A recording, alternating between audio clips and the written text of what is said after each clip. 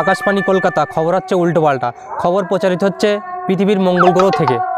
আমি খবর পড়ছি শিক্ষিত বাপের একমাত্র অশিক্ষিত পোলা কুমার শানুক খান। খবর শুরুতেই শিরোনাম, বঙ্গোপসাগরের মাঝামাঝি একটি চাউলের খনি, মশার সাথে বিমানের সংঘর্ষ, ভেবিয়ায় মিষ্টির ওপর মাছির হামলা। শুনছিলেন সংবাদ শিরোনাম, ফিরছি বিস্তারিত সংবাদে। গতকাল মঙ্গল গ্রহের মাঝামাঝি একটি চাউলের খনি পাওয়া গেছে। তাতে 3টে থেকে 3.5টে চাউল পাওয়া গেছে, আরও পাবে বলে আশা করা যাচ্ছে। এসব চাউল তোলার জন্য আমাদের রাজাপুর পশ্চিমপাড়ায় মণিকুমারের যত কুলি ছিল সব ঠিক করা হয়েছে। আমাদের কুদ্দুস আলী বলেন, এসব চাউল ভারতে থাকলে পরে ভারতের অভাব অনুটান বেশি পরিমাণ বেড়ে যেতে পারে।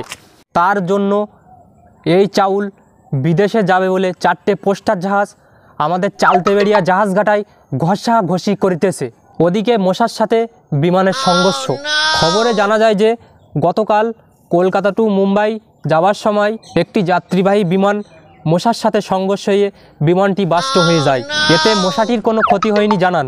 মশাটি ধরার জন্য 2000 আর্মি ও 3000 র্যাব মোতায়েন করা হয়েছে।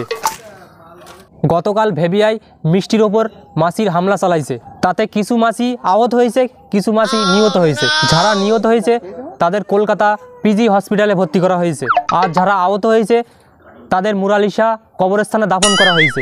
সবশেষে আবহাওয়ার খবর, গতকাল 6000 কিলোমিটার বেগে সিমেন্টের বাড়ির ওপর দিয়ে হালকা ঝোড়ো হাওয়া বয়ে যেতে পারে।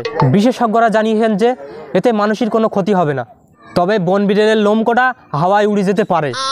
গতকাল সূর্য উঠলে আর ডুববে না, ডুবলে আর উঠবে না। দর্শক, এই ছিল এখনকার মতো সংবাদ। পরবর্তী সংবাদ দেখার আমন্ত্রণ রইল। সেই পর্যন্ত ভালো থাকুন, সুস্থ থাকুন, থাকুন পরের সংবাদের সাথে। ধন্যবাদ। আমাদের কুদ্দুস আলু বলেন,